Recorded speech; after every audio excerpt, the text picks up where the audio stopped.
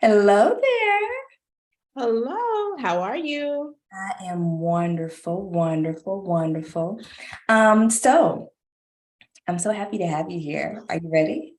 I'm ready. All Everybody's doing good. right.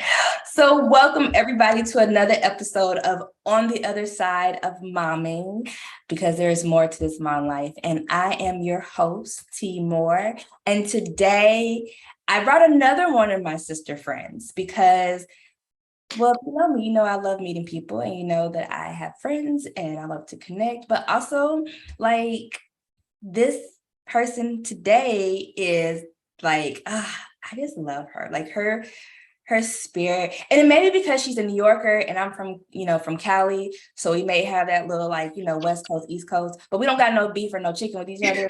Um, it's I, not like we're agent sisters as well. we are, we're agency sisters. Like it is just like, so we're just connected. That's what it is. We're just connected. So without further ado, I want to introduce Maisha Oso, my boo. So Maisha, tell the people about you, like who are you? Because they need to know you real soon, because you're doing some things out here in these publishing streets, and that name. Out. I mean, you got a book out already, but you got some more books coming. So Yeah, I'm an author. I am a wife and I am a mommy. I'm from New York. I spent several years on the continent in Nairobi and then in Johannesburg, and I'm finally settled back in Georgia right now. So I'm just like enjoying everything, all these new opportunities that are coming to me, and specifically in the writing world. And I am excited to do this with T today. I met her, how long ago do you think? gosh, I don't know, but it had to be Officially, right? probably maybe like a year or 6 months, Yeah, it something like has to that. be. That's officially, but I'm Yeah. sure she was before because of Black We're a Creators. Black creator, so it's like definitely 2020, but then like you said, like officially like connected probably within, it's probably coming up on a year. Yeah. Yeah. And then I realized that we are living identical lives. Yes, yes, we are. Like seriously living identical lives. It is so wild. Like, okay, we're gonna get into it. So first of all, y'all know how we do. We have to do our momspirational quote. Because we have to stay encouraged in these mommy streets, because motherhood is its own hood, right? Like it'd be a thing. And so this one comes from the America's mom, but she's our auntie for us, is Auntie Tabitha Brown, for those of you who don't know who Auntie Tab is by now. But she Auntie Tab. So she says, remember, the same day we plant our seeds is not the same day we eat the fruit. I'm gonna say it one more time. Remember, the same day we plant our seeds is not the same day we eat the fruit. And that comes from her book that's out, Feeding the Soul. And so, what do you hear? Like, what comes to mind when you hear that? Like, when she's saying, like, okay, hey, you planted the seed, but it's not going to happen today. Like, whatever you planted, you kind of got to like You know got that. to water it, you got to nurture it. And it's exactly that. From the standpoint of being a mom, it reminds me, someone was, I can't remember who it was exactly, but they were saying that a normal day for us right now, and a normal day that we're experiencing with our children, is going to be a memory for our child years to come. Like when I was young, it's going to be like, it. So it's important, the things that we do right now, the things that we instill in our children, the things that we, um, you know, the way we act, the way we show them how to be responsible people, like all of those things are important, because in time, Mhm. the harvest is gonna come. The harvest is gonna come, but it's gonna come, but that's so good. You like, as you were saying, I was like, oh my gosh, how true is that? Like, we want that instant gratification. Like, I want today that if I told one of the kids something, I want it right now, but not realizing I'm probably not going to see the fruit of whatever lesson I'm trying to teach them until it happens. Like, they're not going to be in the situation to really have to display whatever life lesson I was trying to show them. And I was talking to my dad, I want to say last week, and I told him that I get a lot of the stuff he was trying to tell me when, like, even when I was a teenager. Like, because you're a teenager, you know everything, right? Because you're grown. And Right. so, but now, like, I get it. I get a lot of the things he was trying to instill in me at almost 40. Like, it's like, oh, Right.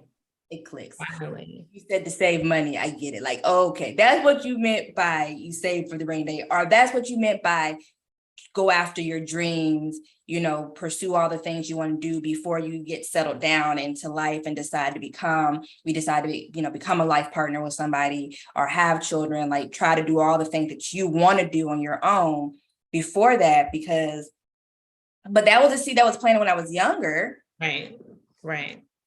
But it didn't take root. It's just barely taking root now. It takes time. It takes so much time for the things that we learned when we were younger, or just anything that's worth having. Like, you just really have to put a lot of work into it, and you can't expect immediate results. I don't know why that is though. Like, you remember last week, Ebony was talking about that air fryer joy. I would really like a lot of my results to be just like my air fryer. We're not going to talk about the air fryer today, Maisha. I already told you, you have to upgrade yours before we can even get into it. We have to have a separate conversation about this air fryer. She's gonna give out recipes and everything because she can help people like me. That's right. About to change your life, because not all air fryers are the same. Wait, that was shady. No, don't come to my Kusanai right now, okay? Just saying, they're not all equal, I'm just saying. There's Walmart and there's Target. There's levels to it. There's levels to it. And that to say it. But like, you mentioned something about learning, the things that we learned in our childhood, right? And so I feel like a lot of things that we learn in our childhood is how we take into our parenting, right? How we decide to parent our children, because all we know is whatever we were taught, and obviously whatever our parents were taught, they put on us. And so what I'm seeing is this shift in our generation for the millennials, is this shift of, hey, I don't want to do it the same way as my folks did. And it's not to shade our parents or even our grandparents, because a lot of stuff, and I hate to say it like this, but I'm just going to be transparent. I think a lot of stuff flows from slavery, obviously. Like, a lot of things, kind of how that happens, the factor of control, so that massa, was staying in line and doing that. And so you have kind of that mindset being passed down and trickled down over into parenting. And so now you have us millennial parents who are like, well, first of all, Gen Z just ain't with the shits. That's there's a different generation anyway. Like, you gotta come different with them.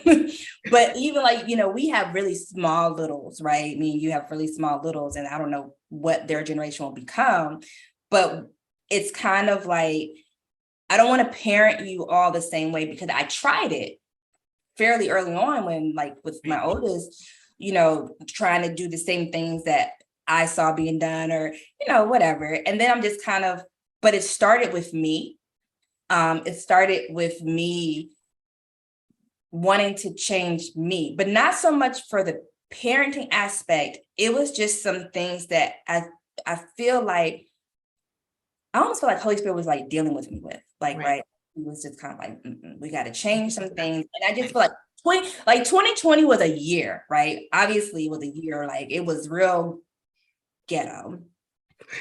I should have known when Kobe passed that it was going to go downhill from there. Like, I just should have known, like, it was just going to go down. But I also feel like it really was an awakening year for me. And I believe that is the year that I really started to heal myself as a woman. And I started to go after the things that brought me joy. But also in doing so, I started checking me and how I was showing up for my kids, and started unlearning. And I started being like, I don't want to parent you by, if I pop or spank or whatever. I don't want to yell at you to get you to comply with what I'm asking you for. And I hate to even say comply, because when I think of compliance or the word comply, it just feels like it's order, it's control. Right. And so I began to start doing this work of unlearning, which I feel like it's just this never ending goal or journey, because it's just a lot of unlearning. So I want to ask you, what do you, when you hear the word unlearning, because it feels like it's kind of a buzzword right now, like unlearning, or just like, this whole movement with, I hate to say gentle parenting, because it's probably not a movement. It's just probably just how some people been parenting is just getting more attention now. But like, when you hear unlearning, what does that mean to you? So it's the process of taking inventory of the beliefs and the behaviors that you have, and really examining them and setting aside the ones that don't serve you anymore. Oh, And that's it's really hard, right? Because I said beliefs as well. So you're changing your belief about something. And it's typically a long-held belief. This is how you should parent. This is how you should discipline. And to change those things, like, can't teach an old dog new tricks. That's real. It's difficult. Yeah, because we're set in our ways, right? Like, you think about that, but then it's like, you can teach the old dog new tricks, but is the dog, or in this case, the person, going to be receptive to the change? Because it goes back to that instant gratification. Yep. It goes back to, I put the seed in the ground, where my tree? Yeah. Where's the tree at? Like, I told you to stop jumping off right. the walls right now. And you're doing it. It's really easy for me to scream at you or slap you. I will make you stop jumping off the walls immediately. Right. I can do something else. And full transparency, I'm not all the way there yet. I'm not 100% there with gentle parenting. I know what I should do. Yeah. Oftentimes in the heat of the moment, you won't hear me yell. Yeah. And it's something, I feel like it's definitely, it's what I grew up in. House full of yelling. I didn't get spanked a lot. My brothers got all the beatings. I was a punk. I didn't do anything that was going to make me get the beatings. So it had the intended desire, though, like the chill effect. Like in law school, we call it the chilling effect. Like when they pass down laws, certain types of laws, to stop whatever action, it causes a chilling effect. And so it's like, oh, y'all getting whoopings over there. Yeah. My father just had to look at me and I'll be like, let me press my behind over here. Right. But I feel you, like, it is I love what you said about the beliefs and like really like changing, undoing. It's the undoing of the mindset. It's the undoing of the belief system that we've held so long, because it's what we know. I mean, that's how we parent. We parent with what we know.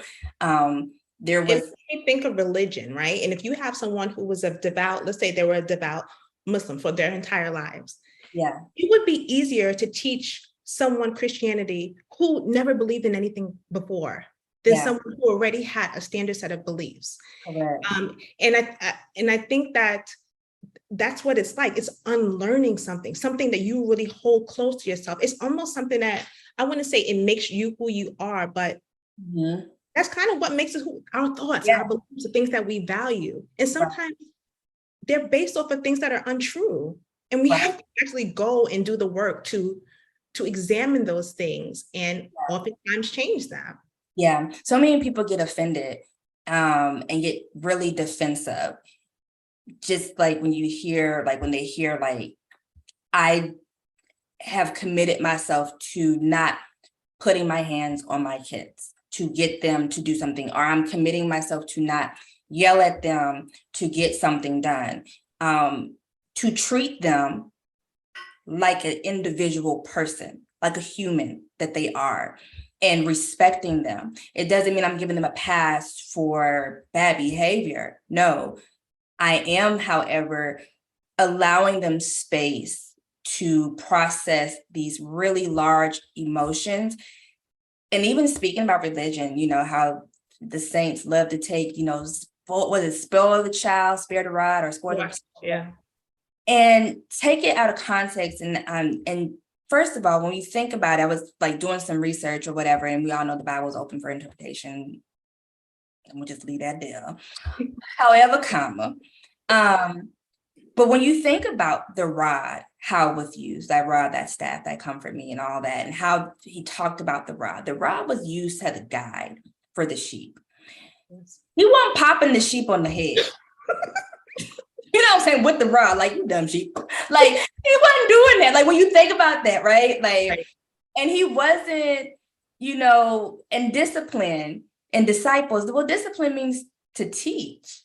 Nowhere in the definition of discipline does it say to beat the hell out your child, or to demean them and belittle them and to call them names and do all these things. That's not discipline. Right. But it is actually abuse. Like, it's a form of abuse. Like, that's not cool. And so I think once I started doing that and starting to challenge my own beliefs, right? And so when you even think about that, in context, when you talk about in Proverbs, it's like, well, actually, I think what they were saying, that if you just don't teach your child the way, you don't guide them, then yeah, you do spoil the child. Then yeah, you do, because now you have a child who has no guidance. They had no foundation. How are you building a foundation by popping them? What is the foundation? How do I tell my 3-year-old who got hands for days, okay, that little boy will smack the mess out of you and won't think twice about it? How do I teach him not to hit? By popping him back, by saying, don't hit me. And I think if I put a little fire behind that pop, that's going to get it. Like, how am I teaching him that? But then on the same token, if somebody at school was to pop one of my kids, I mean, I can't say that I'm going to tell them like Jesus, like, turn the other cheek. Baby, turn the cheek. Turn the cheek. I have not arrived yet. I haven't arrived there. So anyone listening who does practice gentle parenting and who has some situations, let us know how that. I could probably do it in my household, but I can't say that I'm going to be the parent who's like, baby, just walk away, go get the teacher. Do that after you have handled business. Like, I don't know. I got your back at the school. I got your back at this point. I told you this. It's because I remember one time in South Africa, I found out that a little girl hit my daughter at the park, and my daughter didn't do anything back, and she just started crying. And I was hurt. I was upset. I was mad at the kid, but more so, I'm like, you didn't hit her back. Oh, you didn't give her back what she gave you. What you doing? I don't know. And so I'm not there yet, because it's how I was raised. So there is a lot of learning that I still need to do. There are things that I definitely struggle with. I feel like primarily is the yelling. And I don't yell back. Like, I don't just start screaming. I feel like my mom used to scream for everything. She'd be like, Maisha, take your cups off the table. Like, it would just be for everything. Like, take the cup off the table. My kids, I would be like, all right, Elijah, Judah, Selah, come in the house, please. They ain't listening. Come in the house. After the 7th, 8th time, I said, get it out. That's why they come in the house, and then you're like, well, it worked. And that's what I remember saying. Like, well, I remember when I was yelling, it was like, it was working because they moved. At that point, they finally moved and did what I told them to do, because I had to yell. But now what I remember feeling exhausted, though. Like, I was now exhausted that I exerted the amount of energy because y'all didn't listen. So now I'm yelling, and now it's such a thing. And so that's probably the biggest thing for me. It's like, I do a lot of breathing, a lot of stepping back. My dad got actually an opportunity to see me in action, because he surprised me this weekend, came into town, and the kids got to spend some time with him, which was a lot of fun. And so as we're leaving, Let's Play. Mm-hmm. And Savannah, she got like she was mad. Like I think she was hungry. I'm almost sure she was hungry because she kept saying she was hungry, but she wanted to play. So of course she played. So she was hungry. So I think the crux of what her problem was, I'm hungry and I'm thirsty. And they got popcorn. Why don't I have popcorn? So that started the popcorn. She wanted to put her shoes on. It went from that one to put her shoes on to where she would just stop in the middle of the road, wouldn't walk. And my dad was kind of like looking like, wow, this is like, my dad's Jamaican. So, the Caribbean parents, they operate under different creed anyway. And so he's watching all of this transpire. And I mean, it's escalating. Like really. Looking at you crazy at this point too, probably. Yeah, he's like looking at me real curious to kind of see how I'm doing. And, my husband, he's kind of like letting me kind of handle it, but I could tell he's kind of like ready to jump in and get into this thing. And I'm just like, okay, no. So I'm just like, let me get the other kids. So I'm like really trying to stay, I'm not gonna say I was really trying to stay calm, because I was actually pretty calm. And because I was just like, we're just gonna keep moving. Like, you could be mad, but you gotta keep moving. Keep it moving. And so we get in the car, we finally get in the car. She don't want to buckle. So I'm like, do you want me to help you buckle? And she's like, no. So I was like, all right, figure it out. So she buckled up eventually and we drive. And then at some point she gets mad again now because the popcorn is in the car and everybody else had the popcorn but her. And so like, I give her the bag and that wasn't good enough. And then she's like kicking the seat. She threw her shoes off. And I'm like, whoa. Because now I'm like, now you're not being safe. Now you're not being a safe person. And that ain't gonna work for me. Then she unbuckles her seatbelt while we're driving. And I thought, oh, absolutely not. So somehow I legit am getting exasperated for you, but let's continue, please. When she starts flatboxing me to put her seatbelt on. And so like, I'm like about to like lose it. You know how Regina Hall was in that video like this? Like that was me. That was me like like, because now I'm about to lose it. I'm about to lose it. And so so finally got the seatbelt on. And then I just remember I just hugged her. I got the seatbelt back on and I hugged her. And I just remember telling her, I love you. And you're safe and it's okay. And I love you. And everything's going to be all right. Not even minutes, she started calming. Just the connection, the hug. And my dad called me when he got on the road to head back home. And he was just like, I just wanted to tell you, I'm so proud of you, all the things you're doing, but I'm really proud of how you are handling your kids. And I'm so impressed with how you handle that moment in the car. He said, because I would have tapped your ass. I did. He was like, already. You would have been crying before you got in the car. Right. You would have. He was like, I'm just so impressed. I'm so proud to see you're doing that. And because me and him talk a lot more about my parenting style now, and I'm like really excited about it. And he's just like, I wish I would have known some things differently. And this coming from a Jamaican. Right. Like, they was out there. So like for him to witness it and to see it, and I won't lie, Black moms are good for putting on for their friends, right? Like, I don't know if your mom was like that, but my mom would turn up her antics when her friends were around. Like, she would be like, I'm fixing to get you. You finna. Why are you yelling at us? Oh, now you're cussing at it. Like, even cuss. Y'all, my dogs are disrespectful. So we just don't keep it. They ain't worried about this, right? But I love that there was also validation your father saw in that moment, and he was able to communicate with that to you. I like that. Yeah, that felt good. Here, like if my kids are going crazy, my parents are here, and they just look at my parents are older also, like on the cusp of 80.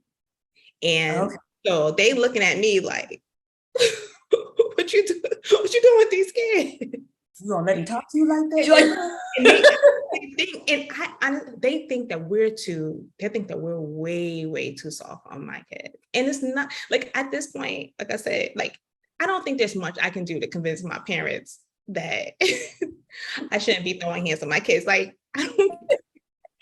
And like I said, it's not that, it's not that they were like, I didn't get, like I said, I didn't get a lot of spankings growing up. I don't really remember one, from my parents. My grandmother, not a story, but My grandmother. I don't remember that many because I didn't do, but I remember my brothers. Yes, that's true. I remember my brothers, because I didn't get a lot of spankings either growing up. I got them, but for the most part, I was pretty like, because you knew. scared, like I knew. And then mine's, they was good. Like my mom was a yeller. And then, but she also grew up old school. So like they was like talking about get a switch off the tree. I'm like, get a switch off. Switch, excuse me. Hey, that was, no. Yeah. I used to break them. Me and my sister used to break them and hide them behind the speaker in the house. Oh man. And are you trying to get the flimsiest one, which hindsight is really not the best one. Like, just get a stick, be extra and get a stick.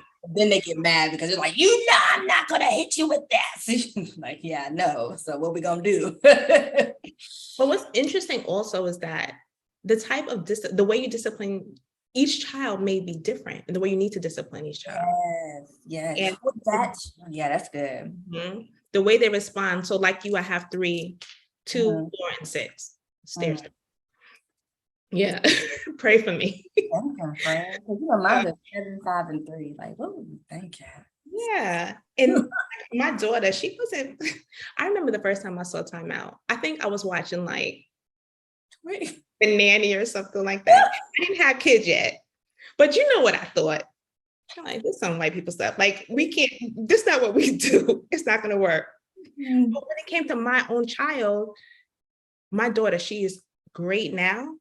Mm-hmm. But then she ain't listen to nothing.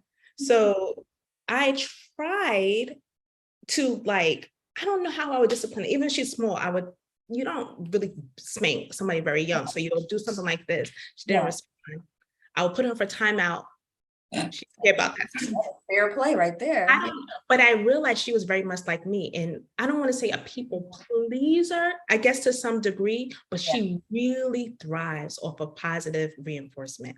Yeah. And when I found that, I'm like, okay, I don't really need to, even now, she's 6.5.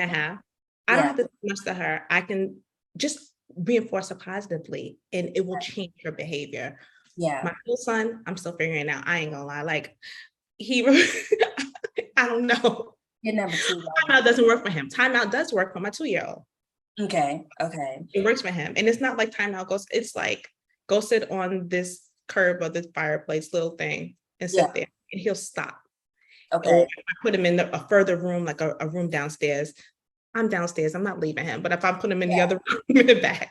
Separate. Yeah. Right. So it's different for every child. And I think that's important. Like, I don't want to tell no one, don't spank your kids. I only can do what works for my children. And it's something that I want to not do. Right. And I think that's the big thing. Is like, you figure out what works for you. My goal is I don't want to inflict unnecessary trauma on my kids.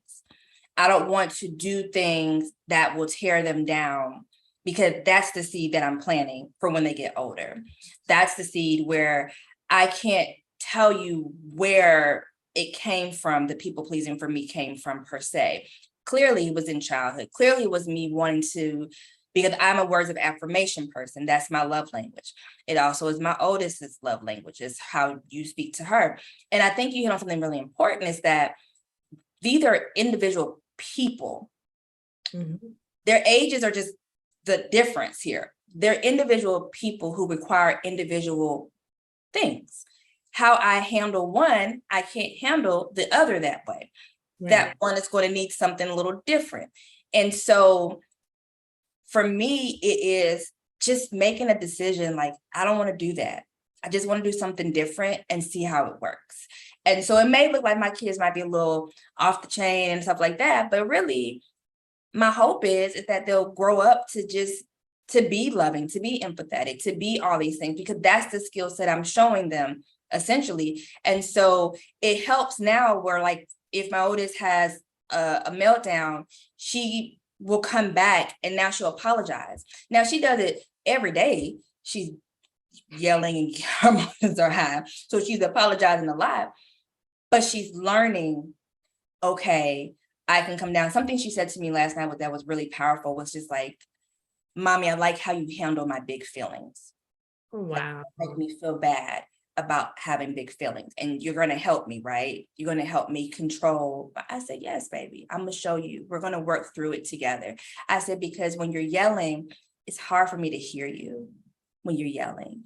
So when you bring it down, doesn't mean that you're still not upset. You could be mad. Be mad. It's a natural feeling. It's a natural emotion. You could be upset. And I think that's something as parents, I don't even know where this comes from. When you begin to think about it, I think that's a lot of it is retrospect. Like when I begin to think about like how like growing up, we weren't allowed to have feelings. We were too young to be angry. We were too young to be sad, to be depressed, to be any of these things. And so you have a lot of like, when people are crying, don't cry. Why are you crying? What you crying for? Because I'm sad. Or that's how I express myself when I'm sad. I cry. This is what is given to me. Is why our Black men can't cry now, because they've been told that they're weak if they're crying, or it's a sign of weak. And it's not. It's a God-given emotion. It's how you respond to the situation. But yelling, let's work on that. Let's work on the hitting. Let's work on these things, because adults make me mad all the time. I want to slap a lot of people, But we don't. But we don't, because it's assault. Like, it's a battery. Carry some time. Yeah, I want to threaten you too, but they call it a terroristic threat, and you can go to jail. Like, so all these things, but we do it to these little people because we can control them. So we think, and that's really what we're trying to do. We're trying to control people who we really can't control, but we can, because we have the power card and because we are their source and they're dependent on us to do these things. And so we take advantage of that fact, because if you think about it, if I'm at work and I'm stressed out about work and I'm upset and I bring it home, whatever the stress, it's just like kids. It's just like they're hungry, but they're projecting their hunger in a different way. And maybe Susie Q at work pissed me off because I'm always picking up the slack for her and doing all her stuff for her. So that's why I'm mad, but I'm coming home, slamming cabinets, yelling at you and being short with you, when really I'm not even, you ain't even doing nothing. I'm mad about what happened at work. Cabinets, Let me tell you, one time I took some paper towel rolls and I just started banging them together to release the anger I was feeling. And the loud noise was really helping me a lot. Like, I think my kids thought I was crazy. It was like, I'm gonna go up front. Right. I'm gonna watch TV because I don't know what mommy's doing, but that look different. Like, right. But I think that's what it is. I think it's just, like you said, we're unlearning that. And then it's like, even though I'm unlearning this stuff in my parenting, it's also making me unlearn stuff really in my adult life. Like speaking up for myself. Like I've always struggled with speaking up for myself and telling somebody how they may have offended me, right, out of fear that they're going to reject me, or it's going to be a confrontation now. So to avoid this confrontation, even though you did something that I don't like, I'm just going to hold it inside of me, or I might vent to it to somebody else and never vent to the person, never talk to the person about it because I'm so afraid of the confrontation. And so, and I don't want that for my kids though. So how do I teach them that? Because I'm the person that they have this really strong intimate, like if they can't tell me they're upset or that I hurt their feelings, how then do I expect them to feel safe to do it, or are confident to do it with a stranger who did something to them? Like, that is so good. I never thought about it like that. And how that can play out later on in life. Wow. Yeah, it's the seeds, right? Like if you think about it's the seed planting. It's like, how does this, and it to somebody else, it may not seem that deep, right? It may not seem that they're like, they'll be fine, they'll figure it out. but they may not. They may not figure it out. They may always feel that way. I'm just now starting to speak up for myself. I'm just now saying, I don't like something, or being okay with cutting off friendships that were no longer serving me and they shouldn't have been my friend to begin with. Right. Or just people pleasing, because you have your child so much under, your control, and they know the only way that they will not feel your wrath is if they please you. They do think they get good grades, or they listen, and they're always docile. And plate. Oh, let me pass. Sure. And then later on in life, you wonder why they're a doormat. Yes. Listen, that is where, for me, my healing journey, that's what's taking me back to. I can't pinpoint. I still haven't been able to really pinpoint where, but I wonder if it's just natural. I wonder if it's just natural. Like, just as kids, we want our parents to be happy with us, to be pleased with us. But I wonder if it's the wording that's used. And I'm thinking that's probably what it is. I'm wondering, is it the words that we're using? So like for me telling Sydney, like, I can handle your big emotion. I love you regardless of how you are acting right now. There's nothing you can do that's going to change my love for you. Like, nothing. I love that. I had those conversations with my children as well. Well, the older two, the younger one will be like, yeah. Right. Because listen, James is over here talking about some, you hurt my feelings, mommy. Hurt. I'm mad. I'm saying, boy, stop listening to your sisters. Because that's where you got that from, your sisters. This is exactly. Told me off the other day. Oh my gosh, my husband was away traveling. I had all three of them to myself. They were all in my bathroom brushing their teeth one night before bed. I had to go downstairs just to get the lunch boxes and everything ready. I came upstairs, my floor was wet. It was so wet. And my two boys, one brushing the teeth, and the 4-year-old brushing the teeth, the 2-year-old got water all on the counter. And I'm like, what's going on? I'm like, Elijah. He's like, I told him not to. He just brushed his teeth. And then I looked down on the floor. There's a huge puddle on the floor. Girl, the way I screamed to tell them all to get out of my bathroom. Get out. Get out. Get out. So I'm finally on the floor with a towel trying to mop up all of this water. And the other two, like they're older, so they know they ain't messing with this lady right now. The little one come to the door and he's just like, Mommy, stop it. You are so mean. Oh, yeah. And the way he said it, I was like, ooh, I am convicted now. You just feel it in your heart, like, yeah, I probably wasn't good, man. And then I did something. I apologize. Oh, talk about that. Like I said, I have a girl, because I feel like I always have to say this. Like, okay, I have a good relationship with my parents. Yes. But I don't believe, right. I don't believe that I can recall one instance as a child where I did something, was reprimanded for it, and they apologized because of the way they did it, if they did it harshly or whatever. I don't think that happened. And I don't know if it was a time, I don't know what it was, but parents didn't really apologize to their children. It's something that I make sure that I do. My husband does now, and that's a whole other thing. Because like I said, my husband's Nigerian. Like, they're culturally, it's different. But he does it. He'll apologize if he is too short with the kids or something, and I'll go like, babe, like, and just apologize, because they need to understand that, number one, when you do something that you shouldn't do, and you do something wrong, you hurt someone's feelings, you should apologize for it. Also understand that they are not too small for us to, apologize to. And I kind of felt like growing up, like it just wouldn't have happened. No, I can't recall a time either. It was usually, how Black parents apologize. It is, you want some ice cream? Right. You want to finish watching it was never the words, I lost myself, like, in that moment. Like, that has been so big for me, to apologize to my kids and just be like, you know what, mommy lost her cool in that moment. And our mommy's hands, they weren't loving.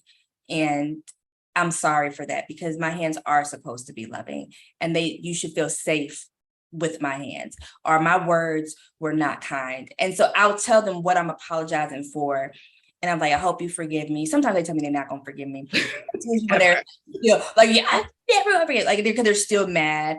Like, sometimes she hate me. She's like, I hate you. And I looked at her, I said, oh, that's some really big feelings that you got right there. That's cool. Like, and my dad, like, you got to make her understand how words hurt. I'm like, she'll get it. She's fine. She's not going to understand that deep of a lesson today. Like, she's not going to get it. So what I do is I give her the space, though, to express that. Because what she's mad about, she was hungry. Right.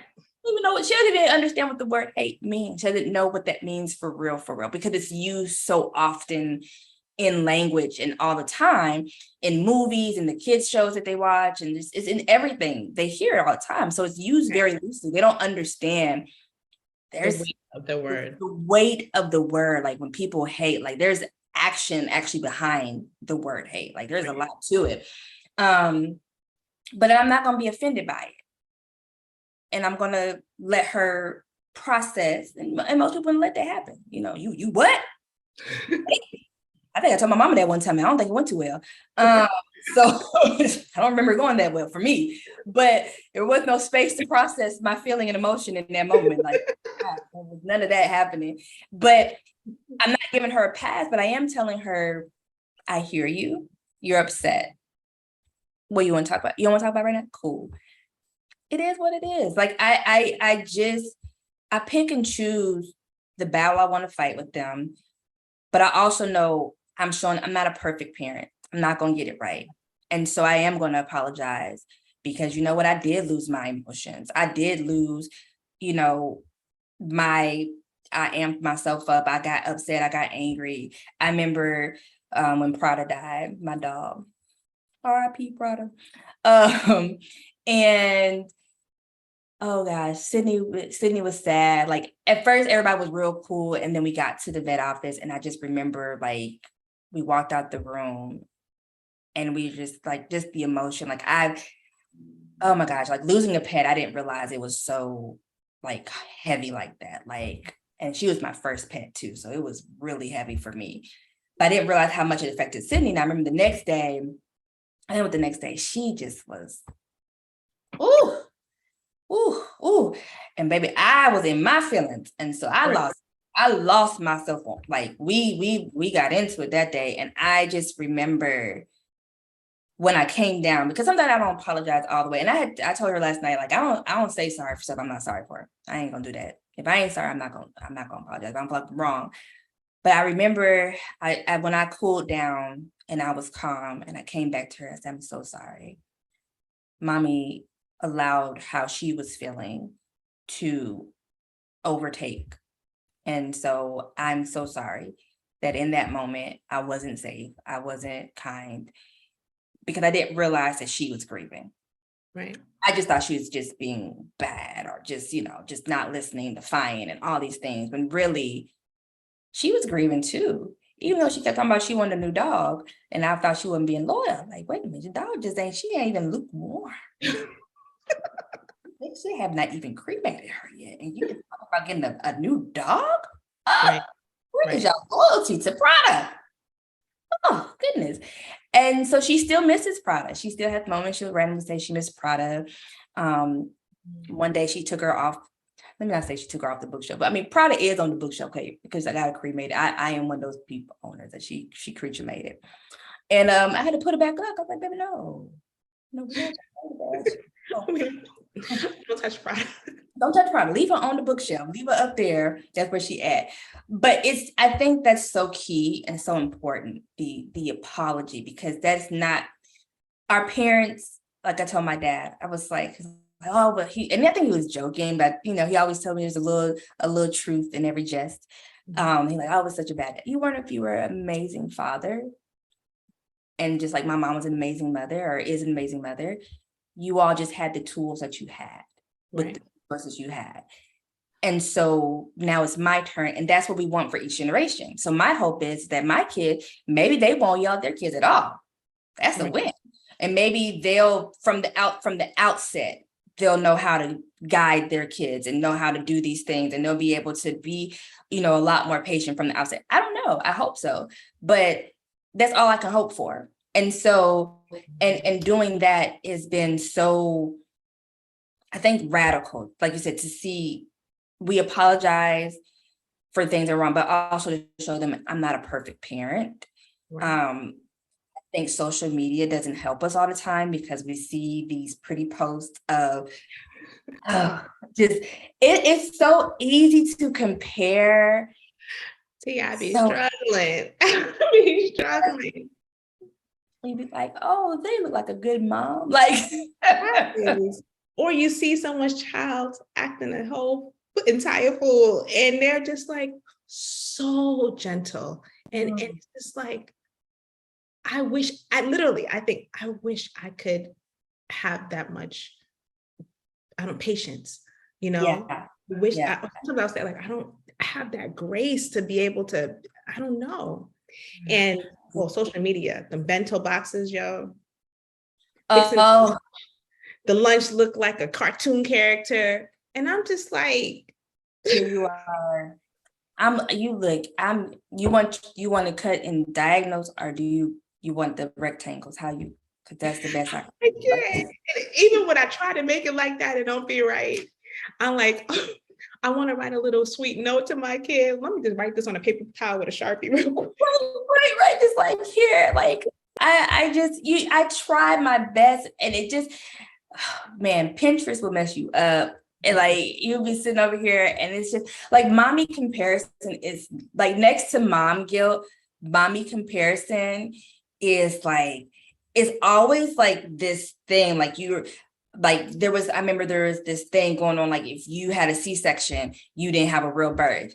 And I was like, well, I had two of them. And what I recall was a lot of trauma. So how about when I was in Africa, I worked there at a startup, and some of the ladies in the office would tell me if I had vaginal births, but if I'm going to use like an epidural, I didn't have a real birth. And I was like, you're going to get prizes at the end of this. Right. What happens? Like, what do you get for having, like, I remember feeling like a failure when I couldn't be back. I wanted to be back so bad. And my doctor, she knew, like, I really wanted to have that full experience with both the girls. Like, I really wanted to push them out. And, with Fit, I almost died. Like, I had HELP syndrome. Like, I almost lost my life trying to give birth. Like, so get her out however you can get her out to save my life. And because she was fine. She was cool. It was me that was on the line. And so, okay, cool. So then I get pregnant again. And I'm like, okay, cool. And everything's going according to plan. And then we get there, the water broke. Baby, I thought I was doing something when my water broke. You couldn't tell me nothing. They said only 10% of women experience this. I was like, yes, I'm in that number. And I didn't. For all three of mine, I never felt that gush that you see on television. Ooh, baby, I felt the gush. I saw the particles. I was like, we is in this thing. Like, you couldn't tell me nothing. I was excited. And then 12 hours later, I couldn't get past half a centimeter. Ooh, not even half. I never went into active labor. And the nurse, she was a butthead. I don't remember her name, but I just remember she did laugh at my husband's jokes, and we thought she was real rude because they was kind of funny, and she was real uppity. But I was happy because my doctor yelled at her in the room, and I was like, ha ha ha ha. I was really happy because she did something. My doctor was like, "Is that what I said, dude?" And I was like, "Get her," because I was crying as I'm getting the epidural block to get ready to have another C-section, because I feel like my body failed me once again. And so now I don't get to have this experience that other moms have. Or like you said, just the patience or the ability to be real crafty, like, or to make dinner every night, to get my kids to eat all types of foods. And some nights it's chicken nuggets and fries. Some nights it's hot dogs. Some like It's gonna be cereal. they like top ramen noodles. I ain't never seen but then like noodles. like, oh man, I promise you, that's what it is in my house sometimes. And I just feel like they'll like spaghetti for a while and then they hate it. So like I can't get my kids to eat as healthy as I would like them to eat. And then I look at someone I'm following on Instagram or someone that I know, and they're eating broccoli and vegetables and liking it. And I'm just like, and tearing it up. I'm like, oh my gosh, I found this lady. She does like, she's a raw vegan, and her daughter is a raw vegan with her, and she's healthy and moving along. And I'm like, man, must be nice.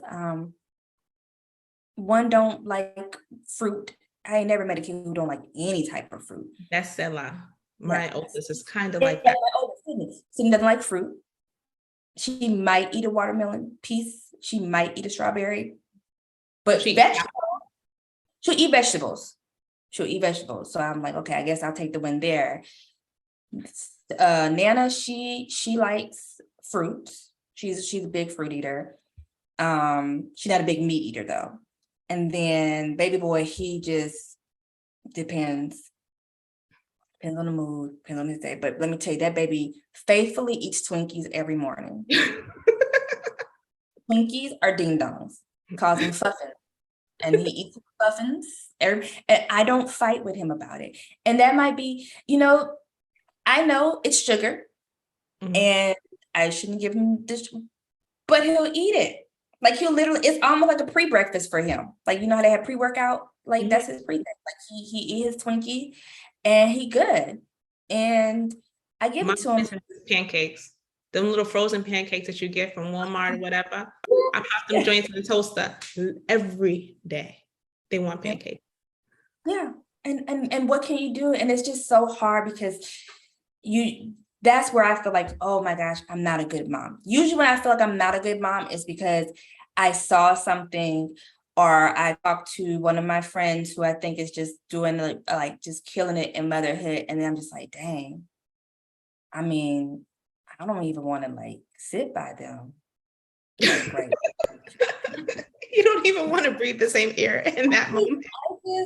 I just want to be by myself. Like, why do you want to play the iPad next to me? Go away. Like, yeah, like, and they don't leave my side. Like, they're like right there. And I'm like, am I a bad mom? Because I want some space, because this woman here is like, looks like she's enjoying her kids. And not that I don't enjoy them or anything like that, but it's just like, I understand. I overstand. Yeah. Like but then like, but I'm not being a good mom if I don't want to do these things with my kids, or if I'm not making these healthy lunches, or I'm not introducing them to the same food 24 times to get them to realize like a mango is good. Like,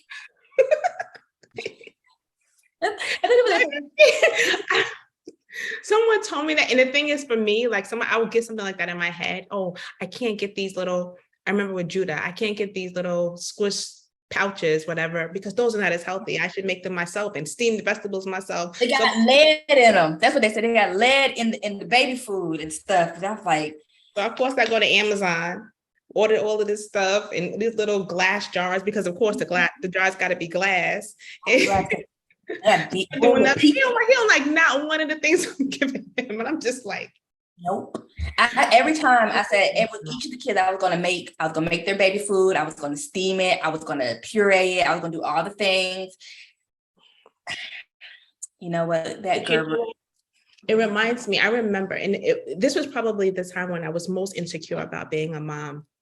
And my oldest was just born, and she was like out the hospital maybe 2 days.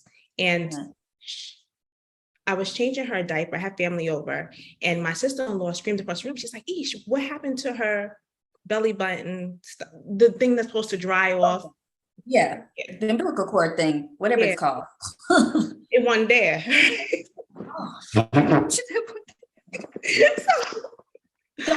was. I freak out. I'm just like, it was there before. I don't know. I just freak out. It's supposed to fall off, right? It falls off by itself, right? But not like on day 2. Oh, So, well, maybe hers was different. girl, let me just fast forward. She was fine. And that has happened to all 3 of my children. So don't let me watch your newborn if you want that thing to stay on. But when it happened, I freaked out. So later on, my parents went home and I remember my dad called me up that night. And I just remember feeling I felt inadequate. I felt like, yo, why did people left me with this baby? I don't know what I'm doing. I thought I murdered her a couple of hours ago because her umbilical cord stuff is no longer attached. So my dad was like, Maisha, he said, God chose you to be her mother. And when he said that to me, it just made sense. Like he didn't make a mistake by making. And so there's a reason why I'm the mother of my 3 children. It's the reason why I'm not the mother of somebody else's children. I have something inside of me that is going to be beneficial for them to have, that's going to be nurturing for them to develop into productive adults. And that is the piece that I hold on to when I feel like I'm struggling at this, like why? Oh, like she got all these kids to smile in this picture and they dress the same and her hair. Oh, this girl has 3 daughters and she did her hair. He did the hair like that by herself with 3 girls and I got 1 and I'm struggling over here with Stella. Like those feelings. And then I always go back to, but there's a reason why God chose me to be their mother. So I have to continue to rest in that, just to keep my head above water, honestly.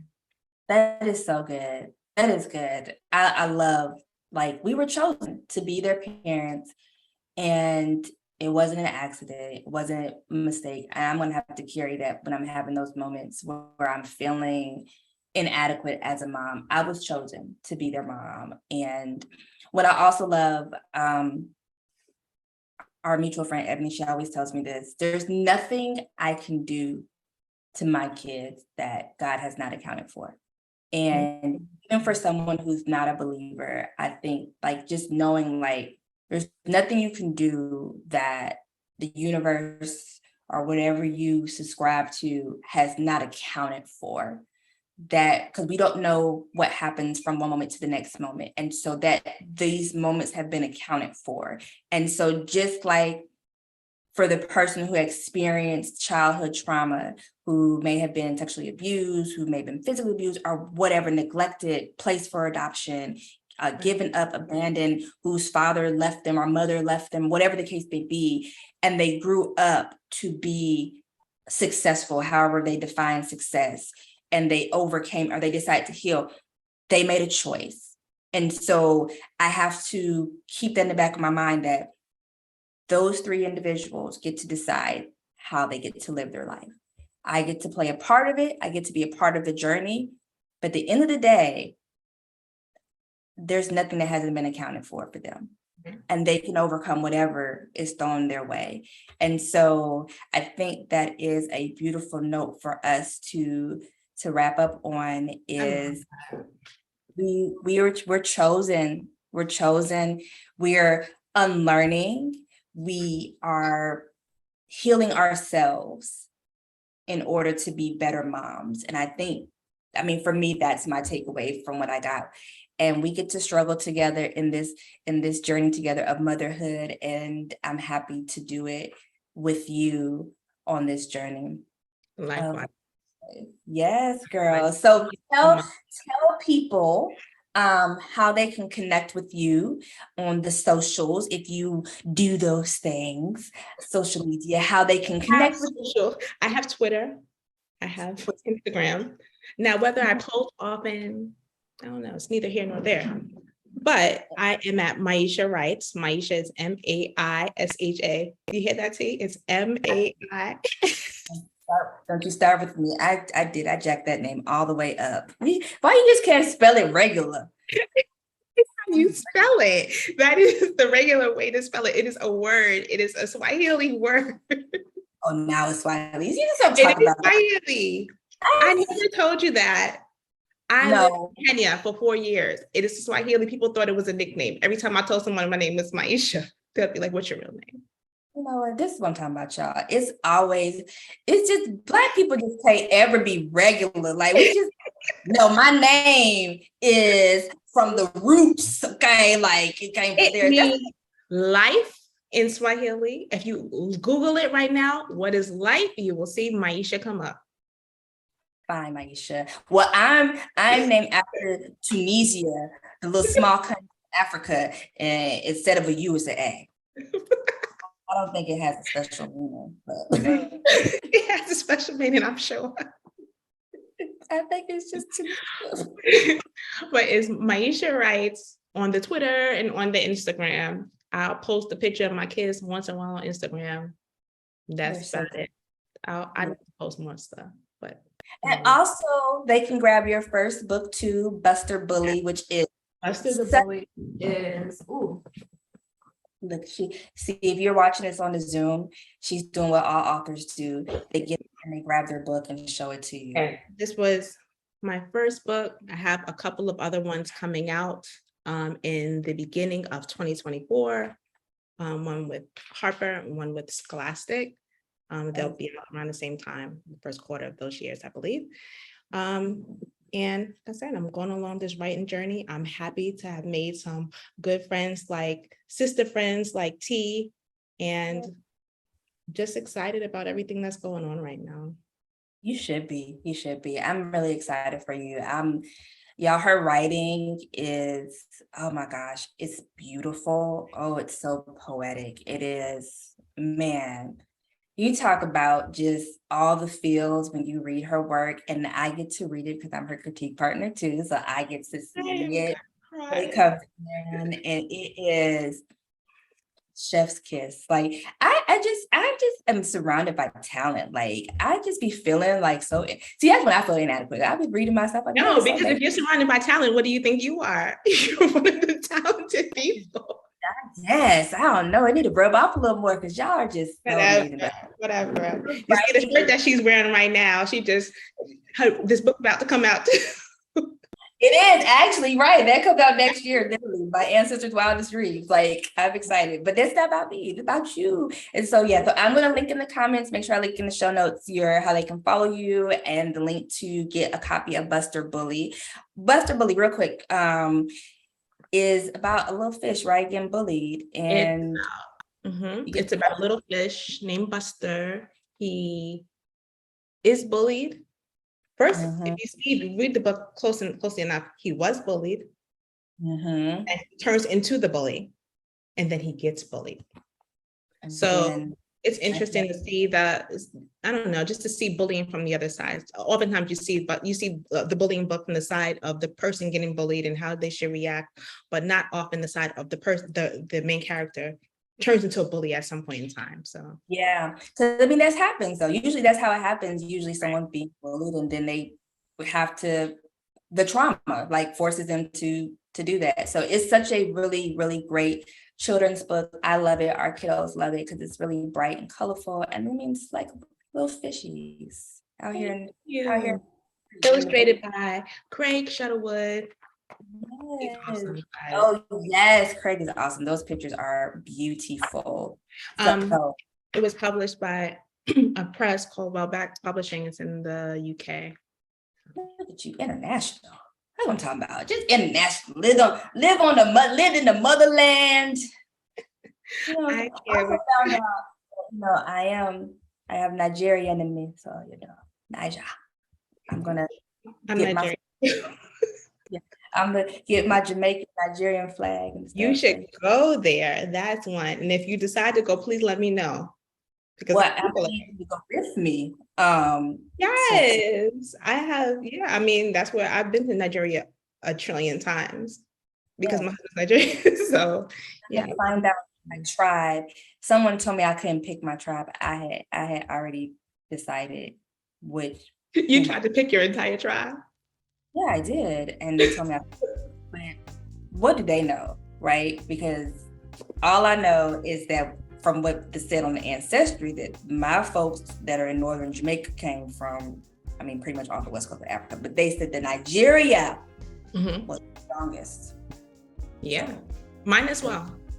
Might as well. So that's what I'm gonna do. But yes, thank you so much, Maisha, for your time. I appreciate it as always. And to everyone else, we will see you on the other side of mommy. Have a great one. Yay.